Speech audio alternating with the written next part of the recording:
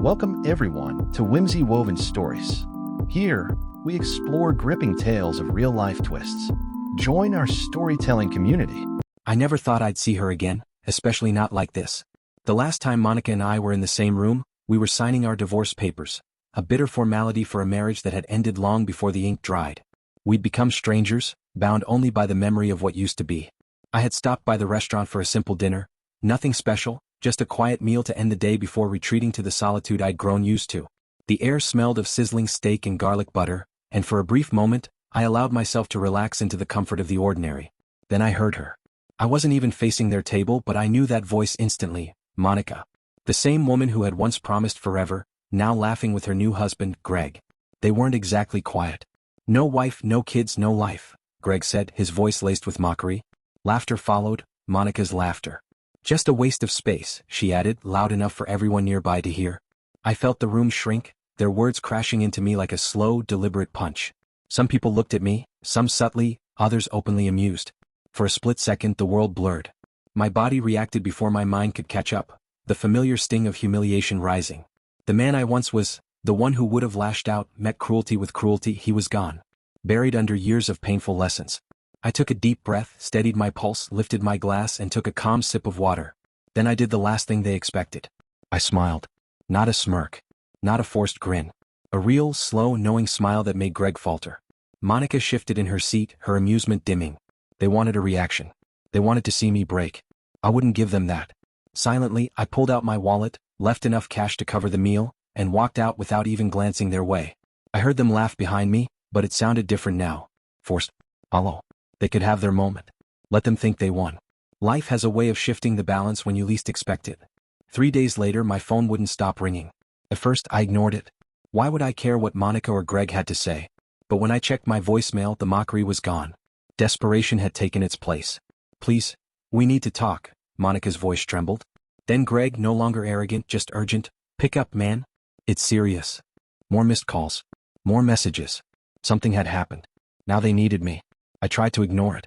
After all, I had spent years unlearning the instinct to care, training myself not to check her messages, not to respond. She made her choices. I made mine. That chapter was closed. But the calls kept coming. Every morning more missed calls. More pleading voicemails. Monica's tone, once smug, was now panicked. At first, I deleted the messages without listening. But Greg, who had mocked me days earlier, began to sound afraid. "Man, please pick up. It's serious. We need to talk." I sat there, phone in hand, weighing my next move. I owed them nothing. And part of me savored the silence. The same silence they once left me in. They had humiliated me in public, treating me like I was nothing. And now, just days later, they suddenly needed my help. The sheer number of their calls made me wonder, what could have happened so fast to make Greg swallow his pride and reach out? Eventually, I answered when Monica called again. "Hello," I said, my voice calm, detached. She paused, then breathed, "Thank God, you answered." Gone was the smug woman from the restaurant. This Monica sounded shaken, panicked. "What do you want?" I asked flatly. "Please, we need to meet. It's urgent." I let the silence linger, made her squirm a bit. She was the one begging now. "Why?" I asked at last. She hesitated. In the background, Greg's voice came through in low, hurried whispers, like he was feeding her lines. "Our business, it's in trouble," she finally said, the words trembling. "Serious trouble." I leaned back in my chair, unimpressed. "We need help," she added, voice tight with desperation. I smirked, though she couldn't see it. "And you think I can help?" Silence. Then Greg's voice cut in, louder this time. "Look, man. We're in deep, and you're involved whether you like it or not." I frowned. "Excuse me?" Monica quickly took the phone back. "Please. We need to explain. In person." I thought about hanging up. They deserved to stew in the mess they made. But Greg's word stuck. "You're involved whether you like it or not." I sighed. "Fine." They named a small cafe on the far side of town, clearly chosen for privacy. That only made me more curious. The next morning I arrived and spotted them in a corner booth, already looking exhausted. Monica's usual polished appearance was fraying, her hair undone, hands nervously twisting a napkin. Greg sat stiffly, eyes darting like he was expecting trouble. I took my time ordering coffee, then slid into the booth. "All right," I said. "What's so urgent?" Greg glanced at Monica before speaking. "We're having financial problems." I raised an eyebrow. "And?" Monica swallowed. "It's bad. The business, it's collapsing." "I thought Greg was some financial genius," I said, tilting my head. Greg flinched but didn't argue. It's not just the business. It's the loans. A cold unease crept over me. What loans? Monica bit her lip, guilt pooling in her eyes. She inhaled shakily. You were listed as a co-signer. I blinked, not immediately processing. What? She looked away. On several of them. A high-pitched ringing filled my ears. I never co-signed anything. She winced. What are you saying? I asked, my voice low. Greg shifted in his seat. Look man, it's... I cut him off, eyes locked on Monica. Tell me. Exactly. She took a shaky breath. There are multiple loans. Hundreds of thousands. All in your name. My pulse spiked. That's impossible. I never signed anything. Greg exhaled, still avoiding my eyes. Yeah well. It clicked. I straightened, my body going cold. You forged my signature, I whispered. They didn't deny it. The room shrank around me. My breath came short. My fists clenched. How much? I asked, voice tight. Monica hesitated. How much? I snapped. Over $400,000, she whispered. I let out a dry, humorless laugh. $400,000? In my name. Greg tried to salvage it. It's not as bad as it sounds. If you just help us out. I raised a hand. Let me get this straight. You publicly humiliate me, call me a waste of space, then steal my identity, bury me in debt, and now you want help. They said nothing. I stood slowly, chair scraping back. Monica reached for my arm. Please, if you don't help, we're done. I pulled away. You already are. Then I walked out, leaving them to rot in the ruins they created. They had stolen from me. Now it was time they paid for it. I didn't go home after storming out of the cafe. My hands trembled as my mind spun with disbelief, trying to deny the truth. But there was no escaping it. Monica and Greg had forged my signature.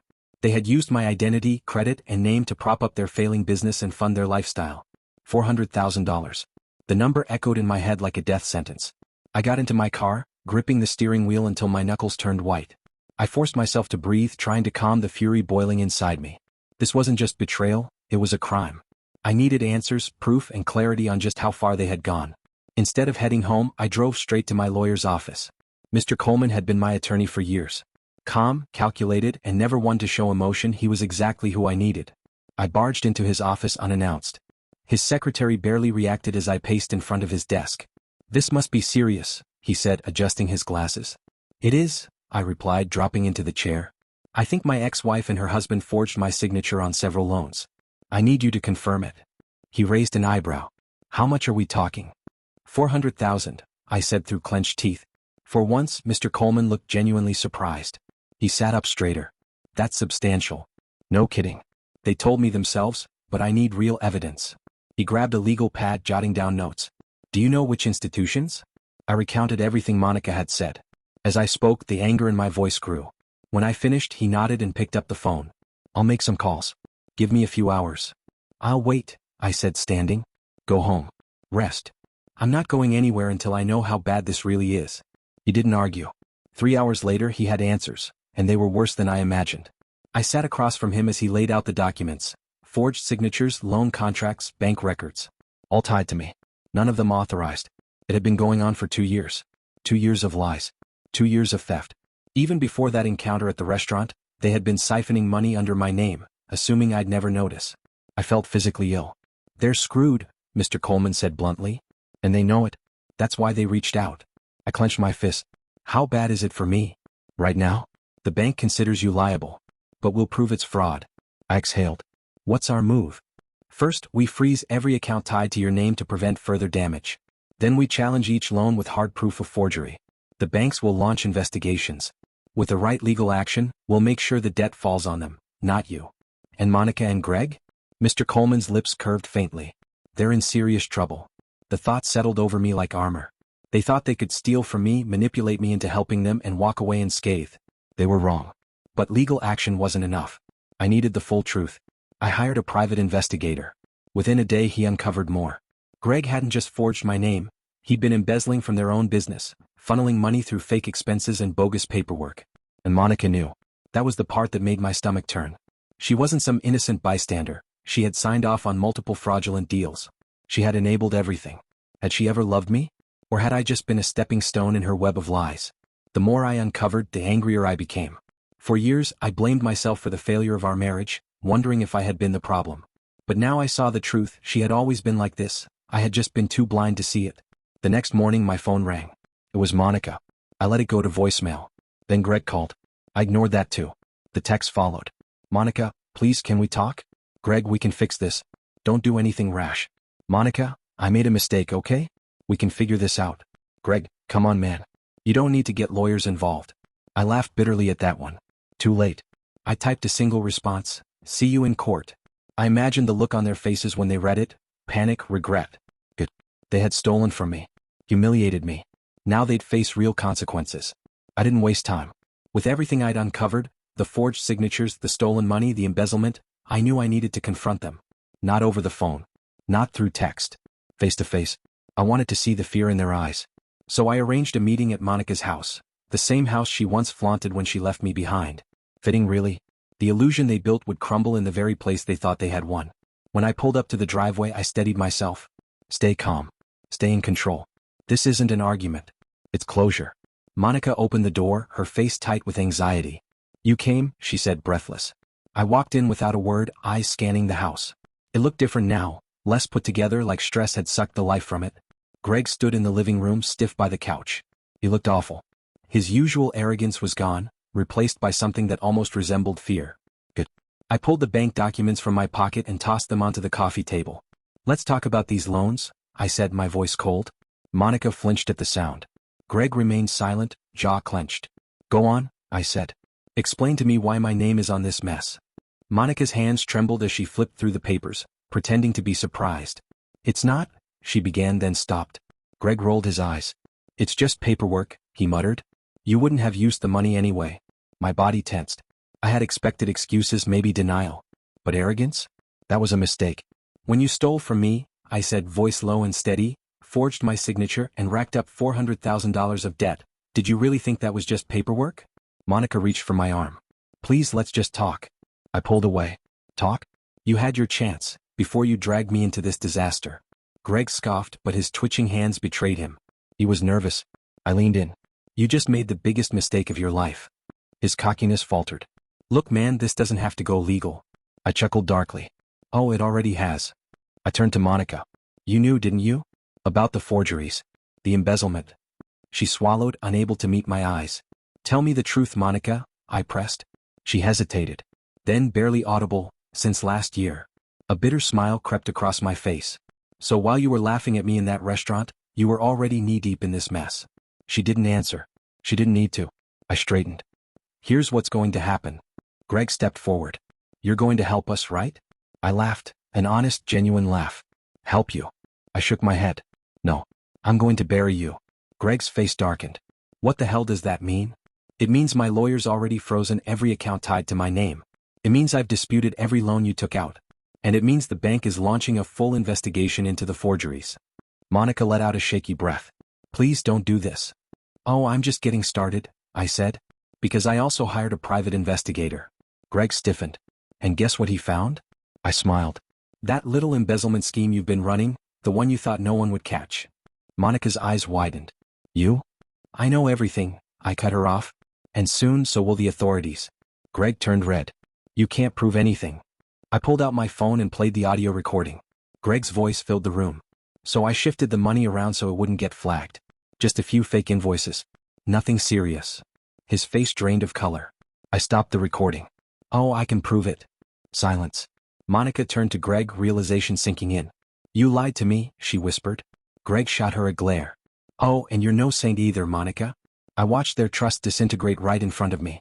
Greg finally turned to me, jaw tight. What do you want? He asked. I smirked. Justice.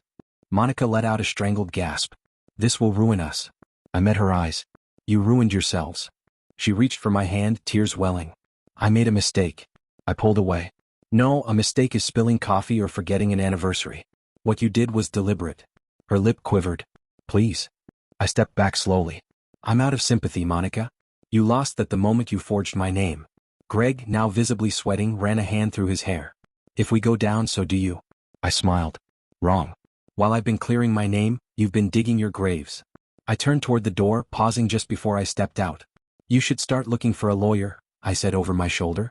You'll need one. And with that, I walked away, leaving them to the mess they created. They thought I'd just take it. They thought I'd stay silent. They were wrong. Driving home, I felt the storm rising in me. I had confronted them, exposed their lies, but that wasn't enough. Not yet. This wasn't about revenge. Not anymore. It was about justice. They'd stolen my identity, laughed in my face, and expected me to fold. I wouldn't. By the time I pulled into my driveway, my mind was already outlining my next steps. I wasn't just going to clear my name, I was going to destroy them. The next morning, I was in my lawyer's office before sunrise. Mr. Coleman barely looked up as I dropped a thick folder on his desk. Freeze everything tied to my name. Bank accounts. Assets. File disputes everywhere. He adjusted his glasses and started scanning the documents. Already in motion. Legal notices have gone to the banks. We should see results soon. Not soon enough, I said. I want pressure. I want them feeling it now. He met my gaze, a smirk tugging at his lips. You're going after them hard. They didn't blink when they tried to ruin me. I won't hesitate either. He nodded. Then we don't stop at disputes. We file criminal charges. A chill ran down my spine. I nodded. Do it. He picked up the phone and started making calls. I wasn't done yet. Afterward, I met with Ryan, a no-nonsense private investigator. In just 2 days, he'd found more on Greg than Monica probably had in 2 years. He slid a manila folder across the table. You were right, he said simply. As I flipped through it, dark satisfaction twisted in my gut. Greg hadn't just forged my signature. He'd been embezzling for years. Fake invoices. Phantom employees. Hidden accounts. And the best part? Monica had signed off on most of it. She knew, I muttered, staring at her signature. Ryan nodded. She'll try to play the victim, but she was in on it. Just didn't realize how deep Greg's schemes ran. I closed the folder. Send it to the authorities the moment the banks confirm the forgery. I want criminal investigations opened. Ryan smirked. Already on it. By the end of the day, the trap was set. Accounts frozen. Loans disputed. Proof submitted. And one final move, I called Monica's parents. It was late when her father answered, groggy. Hello. Mr. Larson, I said steady. It's me. Pause. Then cautiously, what do you want? I leaned against the desk. Did Monica ever tell you she and Greg took out $400,000 in loans using my name? Silence. Then a slow, heavy exhale. Say that again, he asked. I told him everything, every detail. The forgeries. The fraud. The embezzlement. By the end, his breathing had turned furious. She swore they were doing great.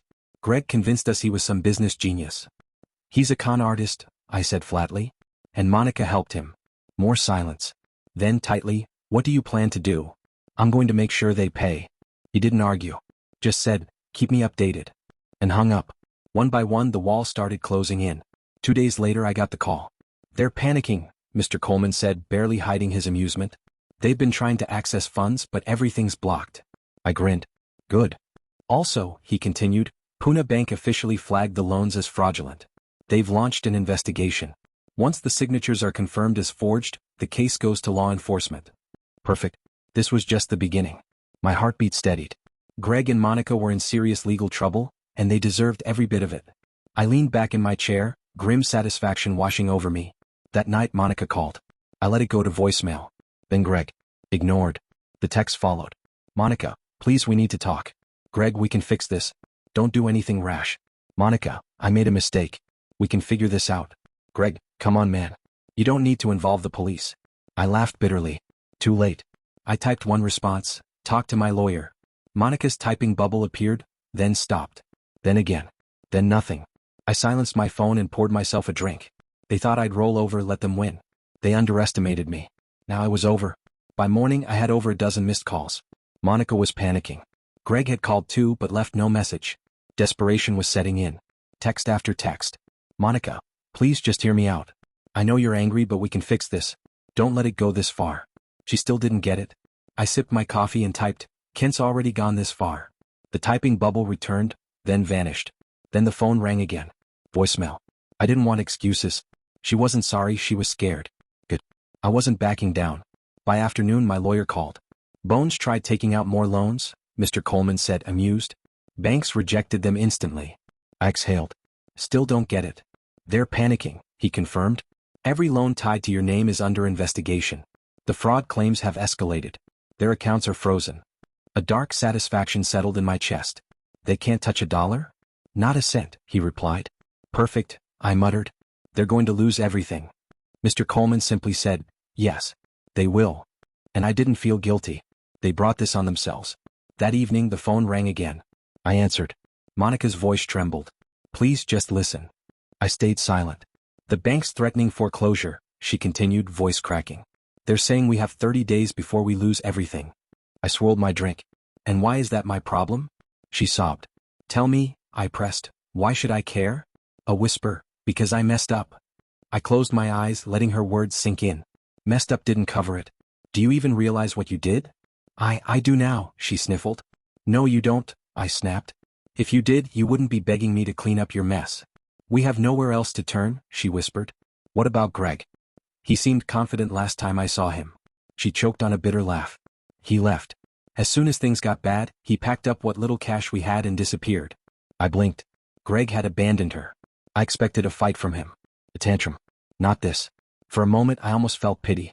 Almost. Then I remembered the laughter. The betrayal. Her calling me a waste of space. Now she was alone. Humiliated.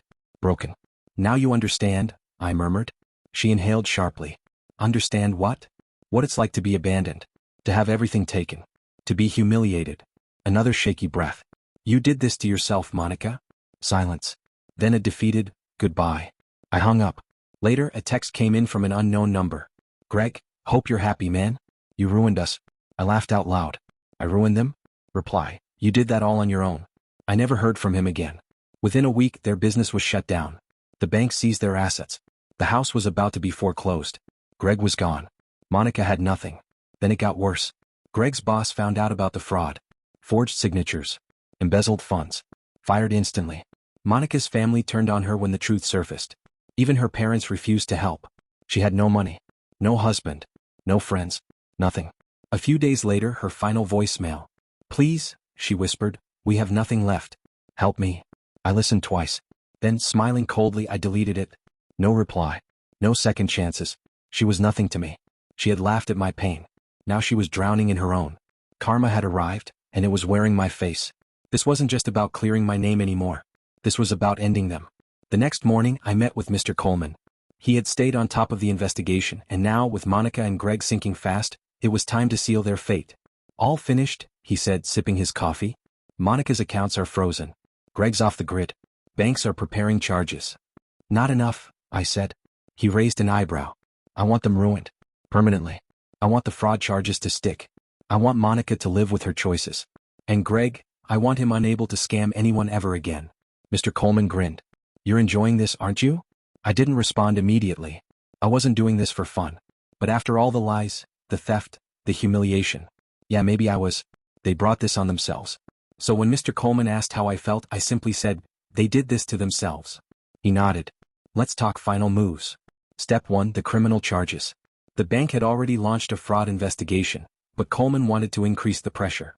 We're filing formal charges against Greg and Monica. Fraud, forgery, identity theft, the works. I tapped my fingers on the desk. What kind of sentence are we talking? He smirked.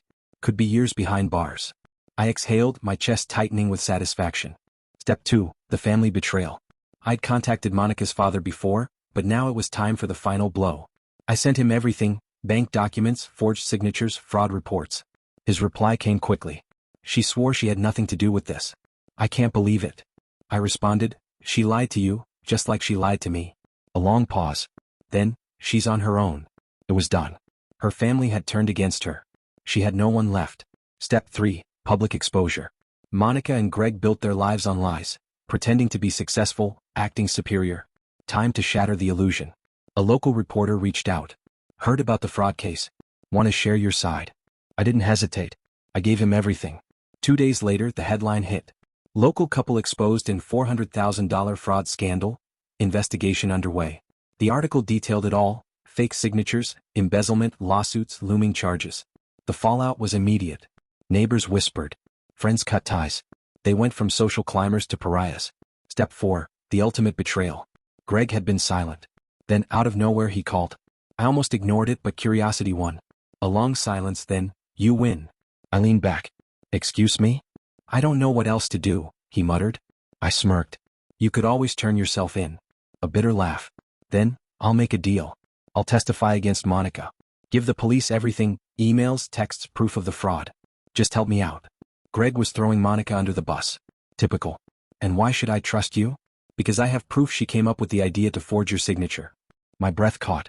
True, it was gold. Send it. A minute later, my phone buzzed. Emails, texts, even a voice recording. Monica had orchestrated everything. Greg was guilty, but she was the mastermind. I sent it all to Mr. Coleman. His reply was immediate. With this, Monica won't just lose everything, she could face serious prison time. I stared at the message, then typed, "Make sure she does." By the end of the week, Monica was officially under investigation. Greg, desperate, cut a deal. With his testimony and my evidence, she faced a brutal legal battle. Her family disowned her. Her friends vanished.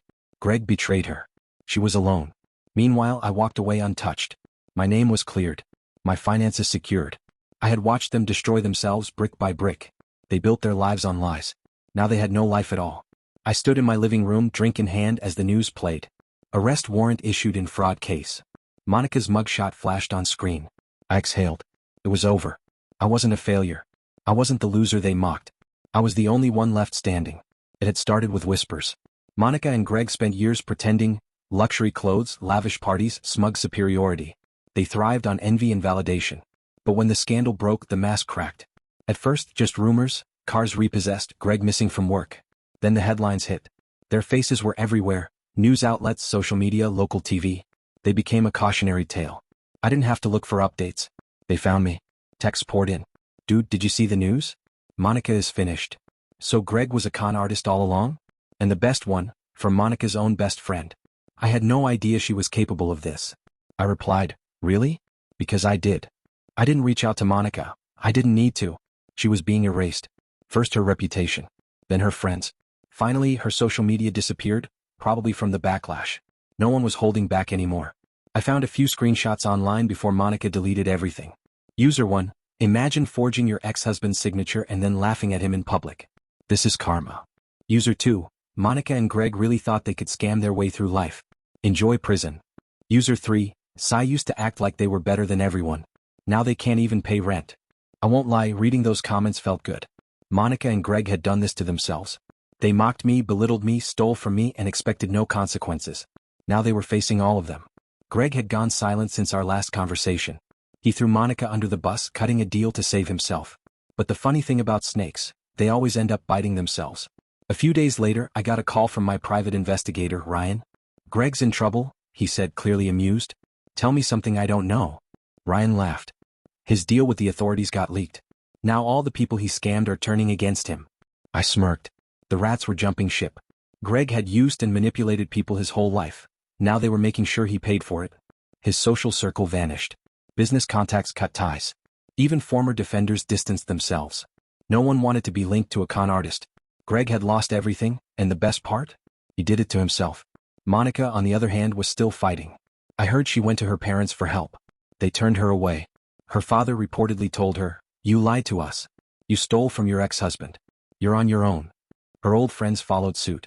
No one wanted to be involved in the scandal she created. Even the women who once envied her were now gossiping about her downfall. One morning, I overheard two women at a cafe. "Did you hear about Monica? The fraud case, everyone's talking about it. She acted so perfect and now she's being investigated." "Guess she wasn't as smart as she thought," the other replied. I sipped my coffee, suppressing a grin. A week later came the final blow, an eviction notice. Their house was seized. Local news caught it all on camera. I watched from my phone as Monica stood outside in her pajamas, pale and expressionless, while movers hauled out furniture. Reporters swarmed her. "Monica, do you regret your actions?" She didn't respond. Just stared at everything being taken. The designer clothes, the smug attitude, the superiority, it was all gone. She was now a disgraced fraudster with no friends, no family, no money, and no power. That night, I got a message from Monica. "You destroyed me." No, she destroyed herself. She humiliated me, stole from me, laughed in my face, and when it all came crashing down, she wanted to blame me. I chuckled and typed my response. "Oh Monica, you did that all on your own." Then I blocked her number. I was done. No more second chances. No more looking back. Her name was in the headlines. Her face plastered across the news. Once admired, she was now the town's biggest scandal. I imagined how it must feel for her to walk down the street, keeping her head low, trying not to be recognized, but everyone knew. And no one felt sorry for her. A week after the eviction footage went viral, Ryan emailed me. "Check this out, you'll love it." Attached was a newspaper article. Former businesswoman Monica Larson reportedly living with relatives after fraud scandal. She was broke. Her accounts frozen. Her credit destroyed. No apartment would rent to her. No bank would touch her. And Greg? He was worse off. Ryan had attached one of Greg's mugshots. I grinned. His plea deal had fallen through. He tried to throw Monica under the bus, but investigators uncovered deeper embezzlement. More victims came forward. More missing funds were revealed. His deal was revoked. He was now awaiting trial. Prison wasn't a possibility anymore. It was inevitable. Then came Monica's final voicemail. I shouldn't have listened, but curiosity won. Her voice was barely a whisper. Please. I don't have anywhere to go. I know you hate me, but I wish I had chosen you. That made me smile. It was never just about the fraud. It was how she discarded me, mocked me, called me a waste of space, and now she was alone, broke, and desperate. I never replied. Let her sit in the wreckage she created. Greg's arrest hit headlines on a Tuesday. An old friend forwarded me the article. Tanner scammer turned fraudster Greg Matters taken into custody. He was picked up at a motel. After abandoning Monica, he had been hiding, moving from place to place. But once the fraud surfaced, people started talking. The motel manager tipped off the police. Greg now faced up to 15 years in prison. 2 days later, Monica sent an email. Subject line, I know I don't deserve your forgiveness, but... I opened it. It was filled with apologies and regrets. I messed up. I let my greed and pride ruin everything. I thought Greg was the better choice. I thought money and success mattered more than love and loyalty. I was wrong. I see it now. I stared at the message for a moment, then deleted it. She didn't deserve closure. She didn't deserve anything. 1 month later, they were officially out of my life. My name was cleared. My credit restored. And I had won, not just financially but emotionally. Monica and Greg were beneath me now. No house, no money, no friends, no future. As for me, I was finally moving forward. I wasn't a waste of space. I was the only one who had truly stood on his own. And for the first time in years, I felt at peace. No more lawsuits. No more threats. No Monica. No Greg. I looked over the case files, the news clippings, the legal documents. Everything was done. Greg was behind bars. Monica was just a name from the past. She made one last attempt to reach me. I didn't read the message. I blocked her email, her number, every way she could reach out. She no longer existed in my world.